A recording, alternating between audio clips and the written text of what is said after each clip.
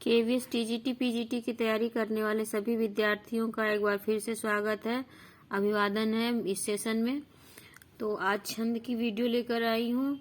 काफ़ी विद्यार्थियों ने कहा मैम छंद की वीडियो बना दीजिए, छंद भी समझा दीजिए। तो देखते हैं छंद किसे कहते हैं। तो गति, यति और लय से समन्वित पद्य रूप छंद कहलाता है। छंद क्या कहलाता है? गति, यति और लय से समन्वित पद्य रूप छंद कहलाता है। छंद की परिभाषा है। और छंद की गणना के क्या नियम है? तो पहला नियम है, और छंदों को पिंगल शास्त्र भी कहा जाता है क्योंकि छंदों की रचना पिंगल मुनि ने की थी, इसीलिए पिंगल शास्त्र भी कहा जाता है छंद को। नियम 1 है, ह्रस्व स्वरों को जैसे अ, ई, उ और री की मात्रा 1 गिनी जाती है। अ, ई, उ और री की मात्रा 1 गिनी जाती है। इसमें खड़ी पाई यानी कि इससे प्रदर्शित करते हैं। छंद के संदर्भ में इसे लघु कहते हैं। इसकी 1 मात्रा गिनी जाती है ह्रस्व स्वरों की, और इसे लघु वर्ण कहते हैं।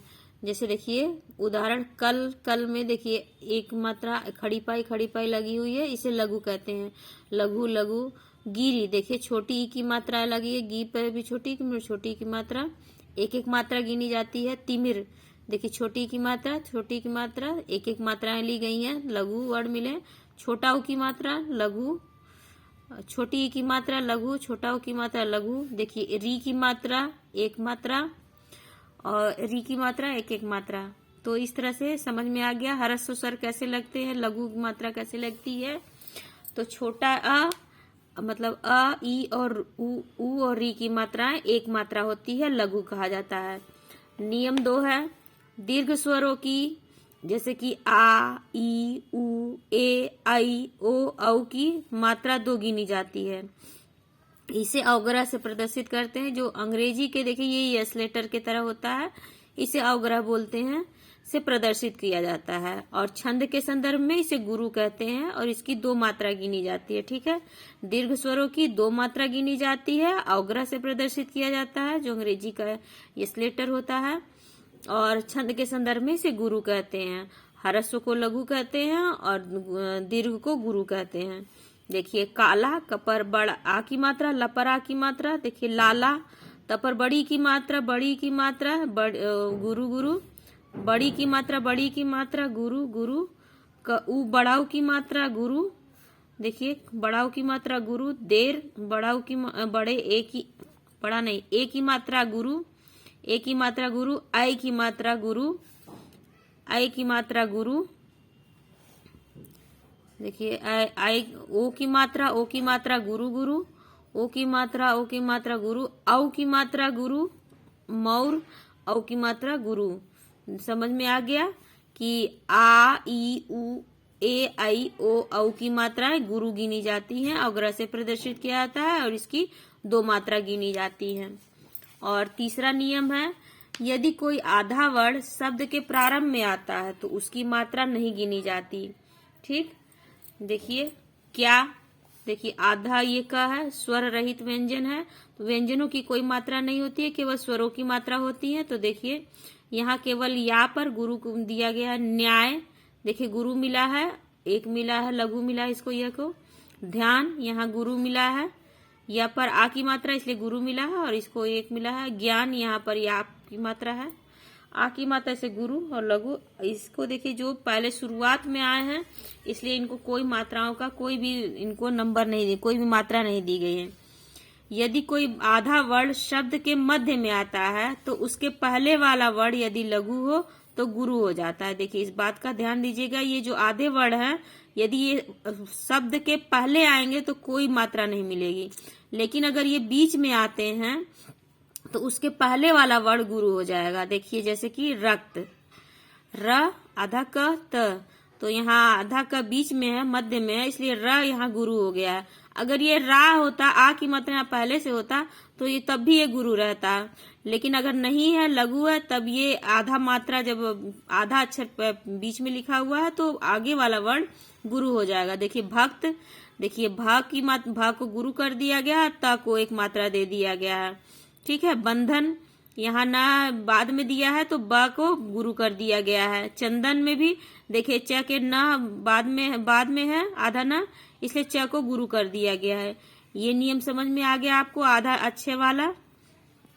चलिए आगे देखते हैं। नियम 5 है हर्ष या हंस। तो यदि किसी वर्ण पर अनुस्वार यानी कि बिंदी लगी हो तो वहां पर वह वर्ण गुरु हो जाएगा। लघु है तो गुरु हो जाएगा। अगर वो वर्ण लघु है तो गुरु हो जाएगा। जैसे कि रंग, तो अंग की मात्रा लगी है तो गुरु हो जाएगा। तो अनुस्वार को दो मात्राएं दी जाती हैं। जब अनुस्वार लगा हो तो वहां दो मात्राएं होती है। जैसे भंग, यहाँ गुरु हो जाएगा। संग गुरु हो जाएगा। तंग गुरु हो जाएगा। और 5वां नियम है चंद्र बिंदु का। यदि किसी वर्ण पर चंद्र बिंदु लगा है तो यदि वह लघु है तो वह गुरु रहेगा। अगर वह लघु है तो लघु ही रहेगा। यदि किसी वर्ण पर चंद्र बिंदु लगा है, यदि वह लघु है तो लघु ही रहेगा। जैसे सवार, गवार, हंसना। तो देखिए यहाँ सब में ये चंद्र बिंदु लगा है, लेकिन इनको लघु ही माना जाएगा, इनको गुरु नहीं किया जाएगा। यानी कि अनुस्वार की मात्रा होती है वो गुरु होता है, पर चंद्र बिंदु की कोई मात्रा नहीं होती है, वो लघु रहता है। 7वां नियम है अगर किसी शब्द पर विसर्ग लगा हो या अगर किसी शब्द पर विसर्ग लगा हो तो वह लघु है तो गुरु हो जाएगा। जैसे देखिए विसर्ग है तो वह गुरु हो जाएगा। जैसे प्रातः काल, उषा काल। देखिए अनुस्वार लगा है ना, विसर्ग लगा है ना, तो विसर्ग गुरु हो जाएगा।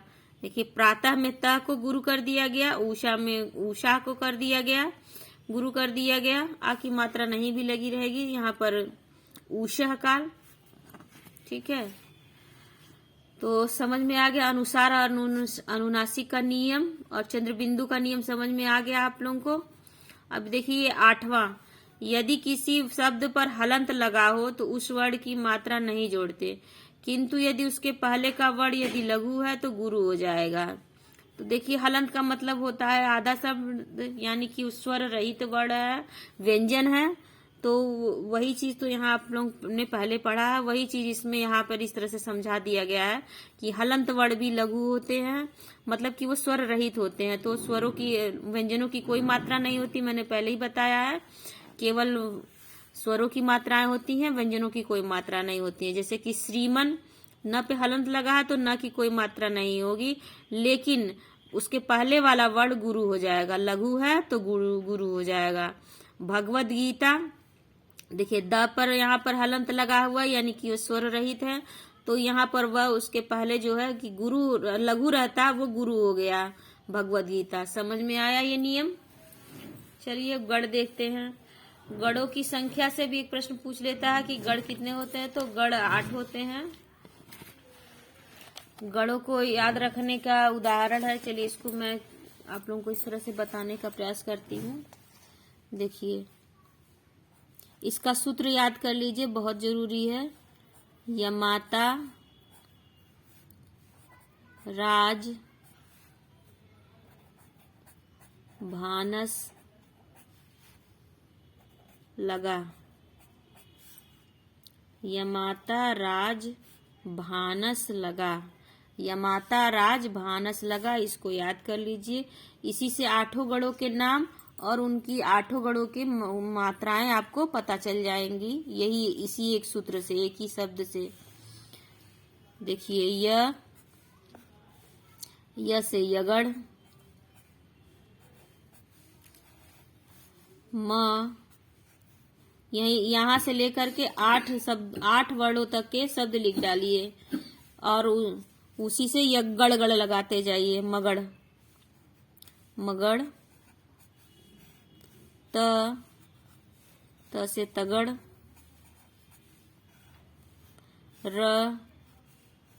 र से रगड़, ज से जगड़,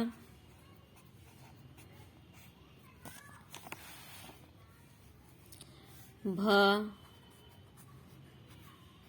से भगड़, न से नगड़ और स से सगड़।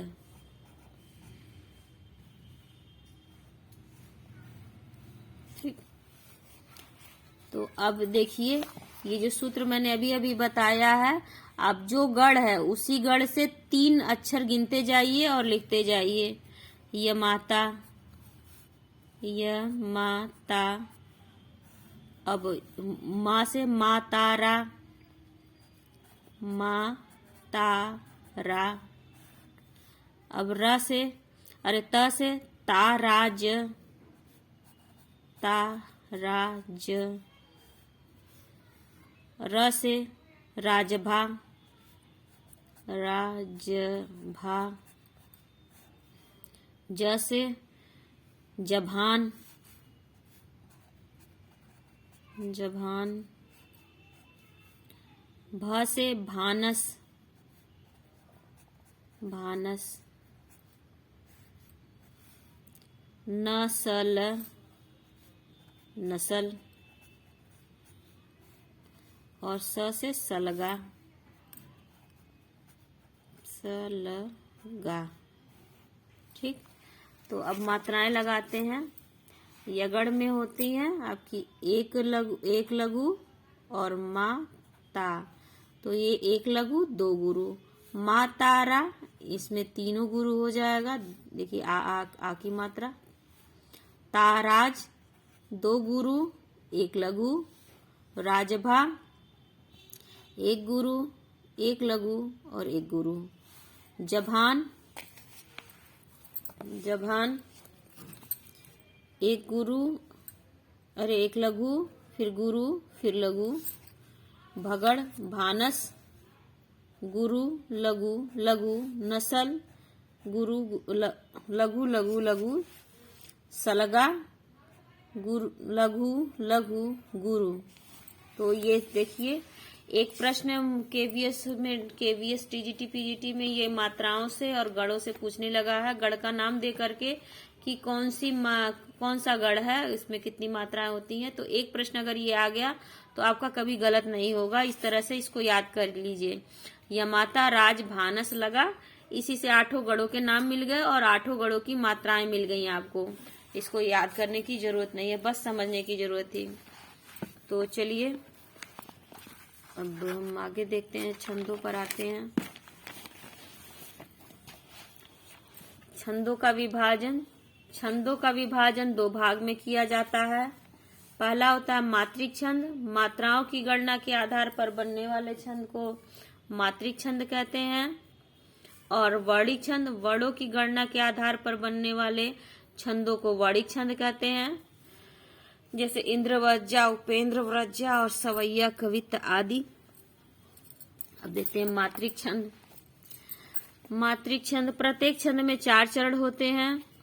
प्राय एक पंक्ति में 1 चरण लिखा जाता है, एक ही चरण लिखा जाता है, किंतु दोहा, सोठा जैसे छोटे छंदों में 2 चरण एक ही पंक्ति में लिख दिया जाता है। और प्रथम एवं तृतीय चरण को विषम चरण एवं द्वितीय एवं चतुर्थ चरण को सम चरण कहते हैं। प्रथम एवं तृतीय को विषम चरण और द्वितीय एवं चतुर्थ को सम चरण कहते हैं। ठीक है। मात्रिक छंद के 3 भेद हैं। अर्धसम मात्रिक छंद, जिनके 2 चरणों में मात्राएं समान हो तथा 2 में असमान होती हैं, जैसे दोहा, सोरठा, बरवय, उल्लाला। ठीक है। अर्धसम मात्रिक छंद क्या होते हैं, जिनके 2 चरणों में समान मात्राएं और 2 चरणों में असमान मात्राएं, मतलब उन्हें अर्धसम मात्रिक छंद कहते हैं। दोहा, सोरठा, बरवय और उल्लाला इसके उदाहरण हैं। सम मात्रिक छंद हैं, जिन छंदों के चारों चरणों में समान मात्राएं होती हैं, उन्हें सम मात्रिक छंद कहते हैं।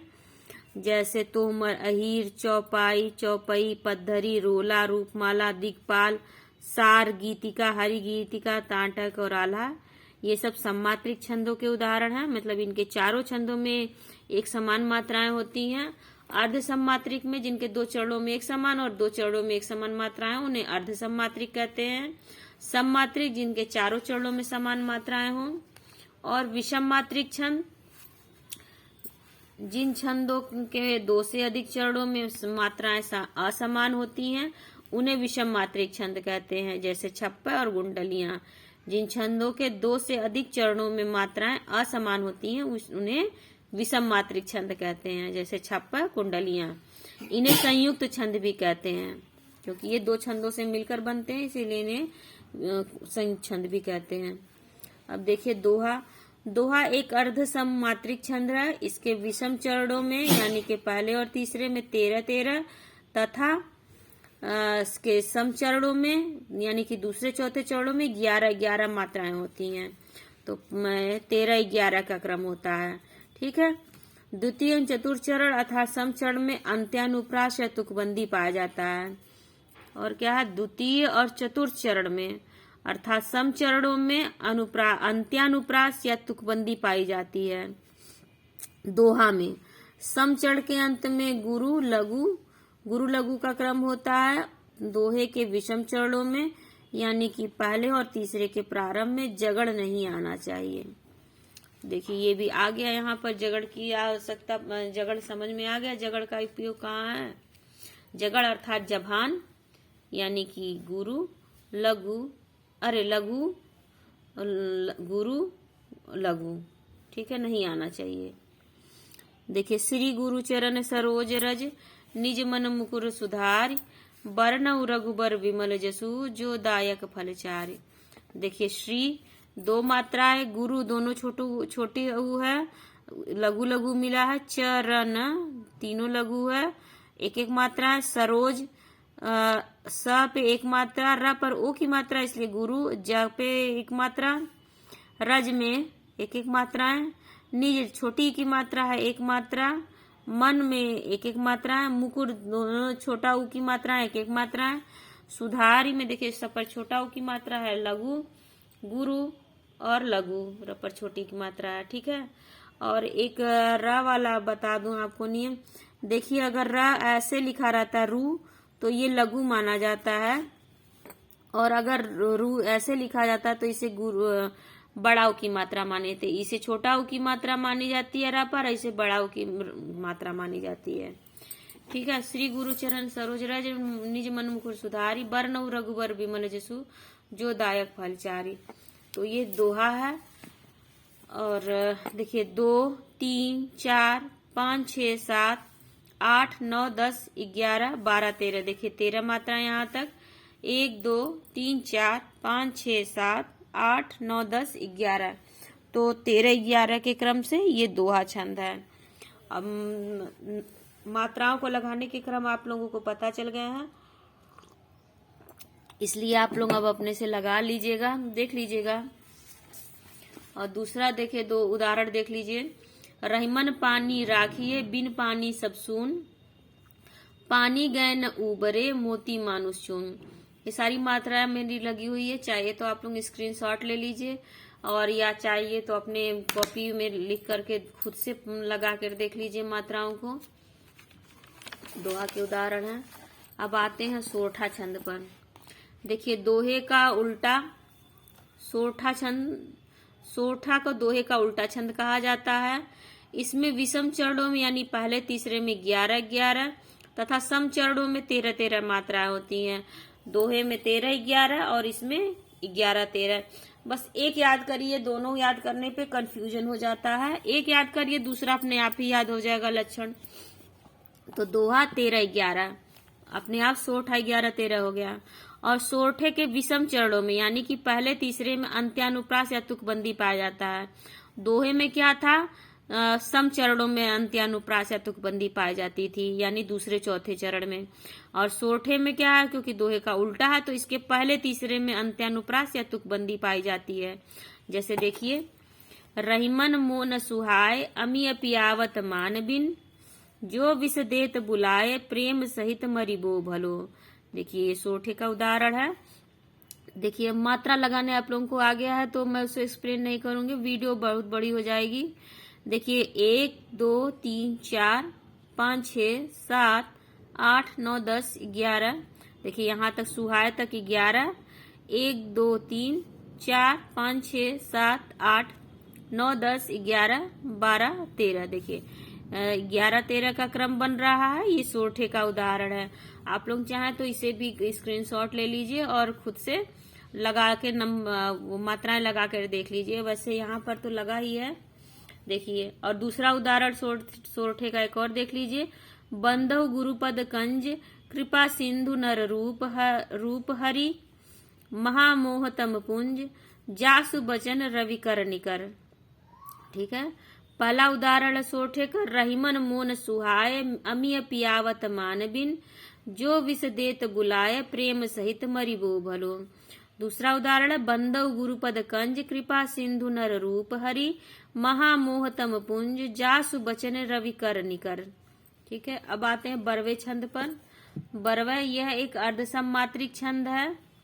यह अवधि का जातीय छंद माना जाता है। ठीक है। बरवे अर्धसम्मात्रिक छंद है और इसे अवधि का जातीय छंद माना जाता है। एक प्रश्न ये भी आ जाता है कि अवधि का जातीय छंद कौन सा है, तो बरवे है। इसके विषम चरणों यानी कि पहले तीसरे में 12-12 तथा सम चरणों में यानी कि दूसरे चौथे में 7-7 मात्राएं होती हैं। तो 12-7 का क्रम होता है बरवे छंद में। 12 बरवे, ब से बरवे, ब से 12। ठीक है। 12 और 7 का क्रम होता है बरवे छंद में। वाम अंग शिव शोभित शिवा उदार शरद सुवारिद में जनु तड़ित विहार। शरद सुवारिद में जनु तड़ित विहार। वाम अंग शिव शोभित शिवा उदार शरद सुवारिद में जनु तड़ित विहार। देखिए 2 1 2 3 4 5 अंक की मात्रा है। 5 6 7 8 9 10 11 12। ठीक है। 12 1 2 3 4 5 6 7। तो देखिए 12-7 के क्रम से ये बरवे छंद हो गया। इसका दूसरा उदाहरण देख लीजिए। अवधि शिला का था उर पर गुरुभार तिल तिल काट रही थी दृग जल भार। तो मात्रा मैंने लगाई हुई हैं, आप स्क्रीनशॉट लेना चाहे ले लें और या खुद लिख करके मात्राएं लगा लें। देखिए 1 2 3 4 5 6 7 8 9 10 11 12 13 14 12। देखिए पर तक अवधि शिला का उर पर, देखिए 12 तक, यहाँ तक हो गई 12 मात्राएं। 2 3 4 5 6 7। देखिए था गुरु भार, यहाँ तक 7 हो गया। तो ये बरवे छंद का उदाहरण हो गया। भरत के लिए कहा गया है अवधि अर्थात समय रूपी शिला का था हृदय पर भार और भरत जी के नेत्रों से जो अश्रुधारा बह रही थी वह तिल तिल कर समय रूपी पत्थर को काट रहे थे। ये मैंने इसका अर्थ भी लिख दिया है। चलिए आगे देखते हैं। प्रीति रीति का बिरवा चले लगाई सिंचन की सुधि लीजिए मुरझ न जाई। ये भी बरवे का उदाहरण है। मात्रा आप लोग लगा के देख लीजिएगा, मैंने ऑलरेडी लगाई हुई है, आप स्क्रीनशॉट लेना चाहे ले लें। प्रीति रीति को बिरवा चले लगाई, प्रीति रीति को बिरवा चले लगाई सिंचन की सुधि लीजिए मुरझ न जाई। 12-7। अब देखिए उल्लाला छंद। यह एक अर्धसम्मात्रिक छंद है। इसके विषम चरणों में 15-15 मात्राएं तथा सम चरणों में 13-13 मात्राएं होती हैं और सम चरणों में अंत्यानुप्रास पाया जाता है। उल्लाला क्या है? अर्धसम्मात्रिक छंद है। विषम चरणों में 15 और सम चरणों में 13 यानी कि 15-13 के क्रम होगा। 15-13 के क्रम से 28 मात्राएं हो जाएंगी और सम चरणों में अंत्यानुप्रास पाया जाएगा। देखिए सब भांति सुशासित हो जहां समता के सुख कर नियम बस उसी स्वशासित देश में जागे हैं जगदीश हम। ये उदाहरण है। सब भांति सुशासित हो जहां समता के सुख कर नियम बस उसी स्वशासित देश में जागे हैं जगदीश हम। देखिए मात्रा लगा देखिए 1 2 3 4 5 6 7 8 9 10 11 12 13 14 15। देखिए यहाँ तक 15 मात्राएं हो गई। 1 2 3 4 5 6 7 8 9 10 11 12 13। यहाँ तक 13 मात्राएं हो गई। तो 15-13 के क्रम से ये उल्लाला छंद हो गया। 15-13 28 मात्राएं। देखिए 1 2 3 4 5 6 7 8 9 10 11 12 13 14 15 16 17 18 19 20 21 22, 23, 24, 25, 26, 27, 28। देखिए 15 और 13 के क्रम से 28 मात्राएं उल्लाला की। अब अगला है तोमर छंद। यह एक सममात्रिक छंद है। यह एक सममात्रिक छंद है और इसके प्रत्येक चरण में 12-12 मात्राएं होती हैं। यह एक सममात्रिक छंद है, इसके प्रत्येक चरण में 12-12 मात्राएं होती हैं तोमर की। जब कीन ते ही पाखंड प्रकट भय जंतु प्रचंड, बेताल भूत पिशाच कर धर धनु नाराच। जब कीन ते ही पाखंड प्रकट भय जंतु प्रचंड, बेताल भूत पिशाच कर धर धनु नाराज। आप लोगों को मान लीजिए कुछ दिखाई न दे रहा तो मैं बोल रही हूँ, शब्दों को सुन के आप लिख सकते हैं अपनी कॉपी में और मात्राएं लगा के देख लीजिएगा। वैसे मात्रा लगी हुई है, मैंने लगाई हुई है। जब 1, 2, अब देखिए कीन बड़ी की मात्रा भी आधा न भी है तो बड़ी की मात्रा तो ऐसे भी गुरु हो जाता। 1, 2, 3, 4, 5, 6, 7, 8, 9, 10, 11, 12। ये खा को 2 मिला क्योंकि ये मध्य में आधा है, आधा ड है। 2 देखिए फिर से 1, 2, 3, 4, 5, 6, 7, 8, 9, 10, 11, 12, 13। तो यहाँ तक 13 हो गया।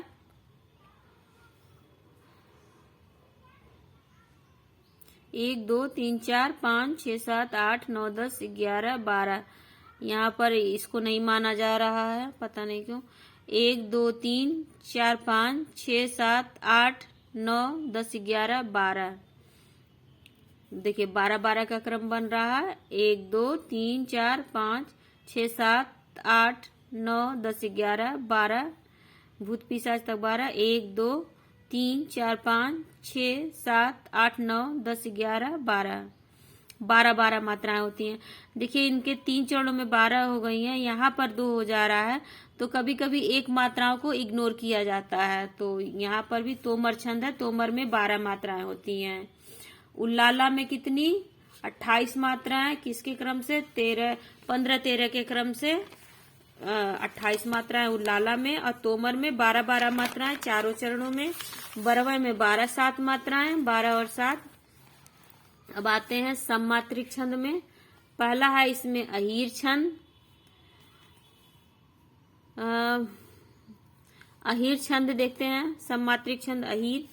इसके प्रत्येक चरण में 11-11 मात्राएं होती हैं। देखिए आपने अभी ये पढ़ा था, ये भी सममात्रिक छंद ही है। तोमर भी सममात्रिक छंद है। 12-12 मात्राएं चारों चरणों में है। और अहीर इसके प्रत्येक चरण में 11-11 मात्राएं होती हैं तथा इसके अंत में जगड़ होना चाहिए।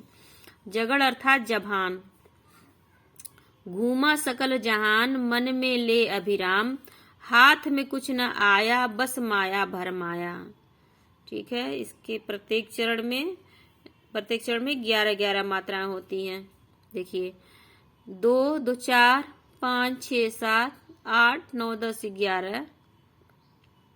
1, 2, 3, 4, 5, 6, 7, 8, 9, 10, 11। देखिए 11-11 मात्राएं। 2, 3, 4, 5, 6, 7, 8, 9, 10, 11। 1, 2, 3, 4, 5, 6, 7, 8, 9, 10, 11। 11-11 के क्रम से ये अहीर छंद है। ठीक, इसका दूसरा उदाहरण देखिए। चंदा देख चकोर होता रहा विभोर, तक तक काटत रैन मन नहीं पावत चैन।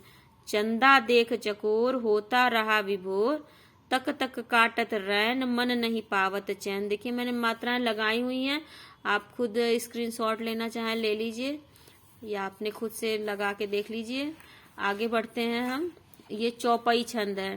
देखिए चौपाई नहीं लिखा, चौपाई छंद है। इसके प्रत्येक चरण में 15-15 मात्राएं होती हैं। पहले तीसरे चरण में एक अर्धाली तथा दूसरे चौथे चरण को एक अर्धाली कहते हैं। इन अर्धालियों में तुकबंदी पाई जाती है। ठीक है, यानी कि चारों चरणों में इसमें तुकबंदी मिलती है। चौपाई के चारों चरणों में तुकबंदी मिलेगी। और क्या मात्राएं कितनी होंगी? 15 मात्राएं होंगी। देखिए इसका उदाहरण देखिए। बंदर खाता काला जाम, खट्टा लगता कच्चा आम। बंदर खाता काला जाम, खट्टा लगता कच्चा आम। लिए सुमिरनी आठों याम, तोता रटता सीताराम। ठीक है, अब एक मात्रा गिन लेते हैं। 2 3 4 5 6 7 8 9 10 11 12 13 14 15। देखिए यहाँ तक 15। 1 2 3 4 5 6 7 8 9 10 11 12 13 14। 1 देखिए यहाँ पर ये 2 होगा, मैंने 1 किया है क्योंकि आधा ट यहाँ पर लगा हुआ है। देखिए 2 2 4 5 6 7 8 9 10 11 12 13 14 15। तो यहाँ 15 15 मात्राएं हो गई। ठीक, तो दूसरे पंक्ति में आप लोग खुद गिन लीजिएगा। चौपाई छंद। जिनके बल पर खड़ा समाज, रहती सुचिता की लाज। एक ही पंक्ति लिखी हुई है मैंने, तो यहाँ भी गिन लीजिए। 1 2 3 4 5 6 7 8 9 10 11 12 13 14 15। और 1 2 3 4 5 6 7 8 9 10 11 12 13 14 15। देखिए यहाँ भी 15 15 मात्राएं हैं, तो 15 15 के क्रम से ये चौपाई छंद हो गई। सम्मात्रिक छंद का उदाहरण है। अब ये है चौपाई छंद। यह भी एक सम्मात्रिक छंद है और इसके प्रत्येक चरण में 16-16 मात्राएं होती हैं। प्रथम एवं द्वितीय चरण को एक अर्धाली तथा तृतीय चतुर्थ को दूसरी अर्धाली कहते हैं। अंत्य अनुप्रास से तुकबंदी अर्धालियों में पाया जाता है तथा अंत में 2 गुरु या 2 लघु पाया जाता है। देखिए चौपाई का क्या है उदाहरण। 16 मात्राएं होती हैं और सभी अर्धालियों में तुकबंदी पाई जाती है और 2 अंत में पंक्ति के अंत में 2 गुरु या 2 लघु पाया जाता है तथा अंत में 2 गुरु या 2 लघु पाया जाता है। जय हनुमान ज्ञान गुण सागर, जय कपीस तिहु लोक उजागर, रामदूत तुलित बलधामा, अंजनी पुत्र पवन सुत नामा।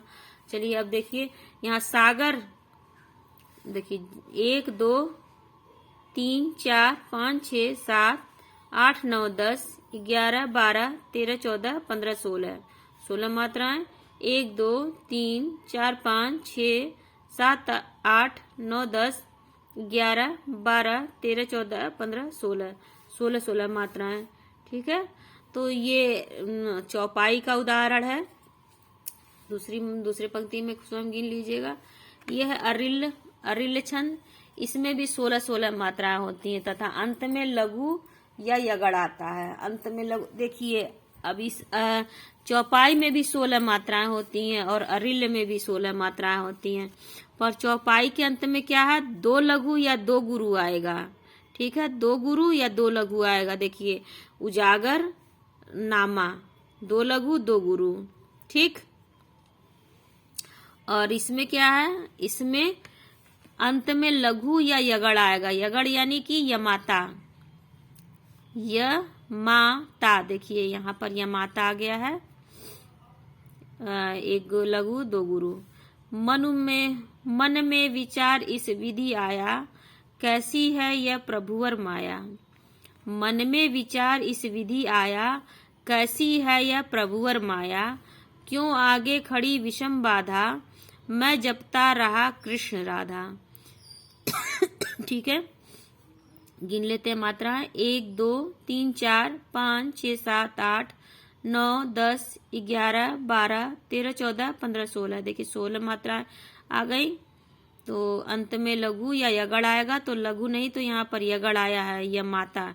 देखिए यह माता आ गया। कैसी है यह प्रभुवर माया। 2 2 4 2 6 2 8 9 10 11 12 13 14 15 16। देखिए यहाँ भी यह माता आ गया। ठीक है, क्यों आगे बड़ी विषम बाधा। देखिए यहाँ पर पहले है शुरुआत में, इसलिए इसे कोई मात्रा नहीं मिली। 2 है, 2 2 4 2 6 7 8 9 10 11 12 13 14 15। कहाँ कम हो रहा है। 2 2 4 2 6 7 8 9 10 11 12 13 14 15 16। देखिए मैं गलत गिनी थी।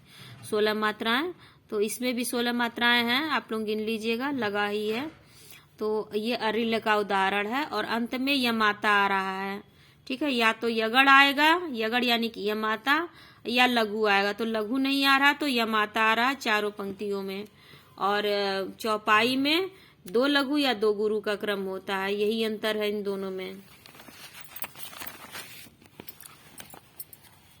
राधिका या लावनी छंद, राधिका या लावनी छंद, तो यह छंद एक सममात्रिक छंद है। इसके प्रत्येक चरण में 22 मात्राएं होती हैं। 13 और 9 मात्राओं पर यति होती है, यानी कि रुकना होता है। लावनी छंद में क्या होता है, 22 मात्राएं होती हैं, 13 और 9 पर यति होती है। लावनी 22 मात्राओं का छंद है। देखिए, उन सीता को निज मूर्तिमयी माया को, उन सीता को निज मूर्तिमयी माया को, प्रणय प्राणा को और कांता काया को, यूं देख रहे थे राम अटल अनुरागी, जोगी के आगे अलख ज्योति ज्यों जागी। ठीक है, उन सीता को निज मूर्तिमयी माया को, प्रणय प्राणा को और कांता काया को, यूं देख रहे थे राम अटल अनुरागी, जोगी के आगे अलख ज्योति ज्यों जागी।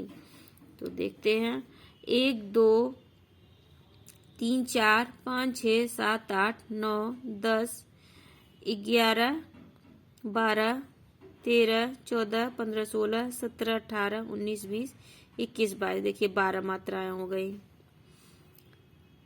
और 1 2 3 4 5 6 7 8 9 10 11 12 13। देखिए यहाँ तक 13 हो गया पहला एक यति। 2 2 4 2 6 2 8 2 2 2 4 2 6 2 8 2 10 2 2 4 2 6 2 8 2 10। काया को, कांत काया को, देखिए यहाँ कांत होगा, ये कांता नहीं होगा, ये एक मात्रा रहेगी। ठीक है, एक मात्रा रहेगी। कांत काया को 2 3 4 5 6 7 8 9 9 मात्राएं। तो 13 और 9 के क्रम से ये लावनी छंद है। आगे के आप लोग गिन लीजिएगा। दिग्पाल छंद, दिग्पाल छंद यह भी मात्रिक छंद, यह भी सममात्रिक छंद है। इसके प्रत्येक चरण में 24 मात्राएं होती हैं। 12 मात्राओं पर यति होती है। अब इसका उदाहरण देख लेते हैं। 24 मात्राएं होती हैं और 12 पर यति होती है। देखिए दोहा सोठा रोला में भी, दोहा सोठा में भी आपके 24 मात्राएं होती हैं, लेकिन 11-13 का क्रम होता है या 13-11 का क्रम होता है। पर यहाँ 12 मात्राओं का क्रम होगा। 12 24 होती हैं। तू ढूंढता मुझे था जब कुंज और वन में, मैं खोजता तुझे था तब दीन के वतन में। ठीक है, इसका उदाहरण है 2 2 4 1 5 6 7 8 9 10 11 12 मात्रा है यहाँ तक। 1 2 3 4 5 6 7 8 9 10 11 12। देखिए 12 का क्रम आ गया। दूसरी पंक्ति में गिन लीजिएगा। दिक्पाल छंद। रूपमाला छंद अगला है। यह भी एक सममात्रिक छंद है। इसके प्रत्येक चरण में 24 मात्राएं होती हैं और 14-10 मात्राओं पर यति होती है। देखिए अभी हमने दोहा सोठा में 11-13 या 13-11 का क्रम पढ़ा, दिक्पाल में 12 का क्रम पढ़ा और रूपमाला में 24 मात्राएं होती है पर 14-10 का क्रम होता है। चूमता था भूमि तल को अर्ध विदुषा भाल, बिछ रहे थे प्रेम के दृग जाल बनकर बाल। चूमता था भूमि तल को अर्ध विदुषा भाल, बिछ रहे थे प्रेम के दृग जाल बनकर बाल। ये उसका उदाहरण है, देखते हैं। 2 3 4 5 6 7 8 9 10 11 12 13 14। देखिए यहाँ तक 14 मात्राएं हुई। और 1 2 3 4 5 6 7 8 9 10 अर्ध। देखिए यहाँ पर ये आधा यहाँ पर है, इसलिए ये गुरु होगा।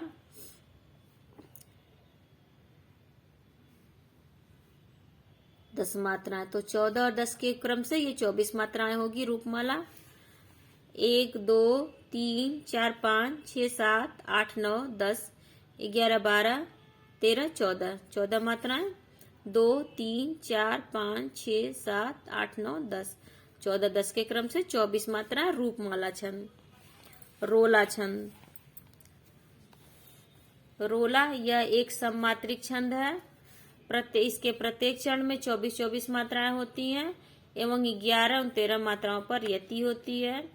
2 सोरठा मिलकर एक रोला का निर्माण करते हैं।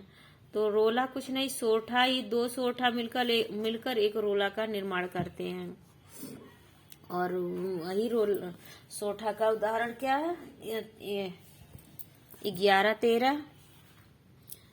जहाँ स्वतंत्र विचार न बदले मन में मुख में, जहाँ सबल न बाधक बने निबलों के सुख में, जहाँ समान निजोन्नति के अवसर हों, शांतिदायिनी निशा हर्ष सूचक वासर हों। ठीक है, तो 1, 2, 3, 4, 5, 6, 7, 8, 9, 10, 11, 11 हो गया। 1, 2, 3, 4, 5, 6, 7, 8, 9, 10, 11, 12, 13। तो 11, 13 का क्रम हो गया। आगे की पंक्तियों में आप लोग खुद गिन लीजिएगा। मैं छोड़ू क्योंकि वीडियो काफी लंबी हो जा रही है। और मैं सोच रही हूँ कि ये गीतिका, हरि गीतिका छंद मैं अब आगे दूसरी वीडियो में इसका पार्ट 2 बनाऊंगी, क्योंकि काफी लंबी वीडियो हो गई है। तो यह गीतिका, हरि गीतिका भी देख ही लीजिए। गीतिका छंद यह सममात्रिक छंद है। इसके प्रत्येक चरण में 26-26 मात्राएं होती हैं और 14-12 का क्रम होता है। 26 मात्राएं, 14-12 का क्रम। गीतिका छंद। हे प्रभु आनंद दाता ज्ञान हमको दीजिए, शीघ्र सारे दुर्गुणों को दूर हमसे कीजिए। तो 2, 3, 4, 5, 6, 7, 8, 9, 10, 11, 12, 13, 14, 15, 16, 17, 18, 19, 20, 21, 22, 23, 24, 25, 26। देखिए 26 मात्राएं। और 2, 3, 4, 5, 6, 7, 8, 9, 10, 11, 12, 13, 14। देखिए 14 पे क्रम और इधर 12 है, यहाँ तक 12 मात्राएं होंगी। आगे की पंक्ति में आप लोग खुद गिन लीजिएगा। गीतिका छंद और हरि गीतिका। देखिए गीतिका में 26 मात्राएं और हरि गीतिका में 28-28 मात्राएं होती हैं। तो यह एक सममात्रिक छंद है। इसके प्रत्येक चरण में 24-24 मात्राएं होती हैं। 16 और 12 मात्राओं पर यति होती है। खगवृंद सोता है जहाँ, खगवृंद सोता है अतः कलकल नहीं होता वहाँ, बस मंद मारुत का मगन ही मौन है खोता जहाँ। ठीक है, 1, 2, 3, 4, 5, 6, 7, 8, 9, 10, 11, 12, 13, 14,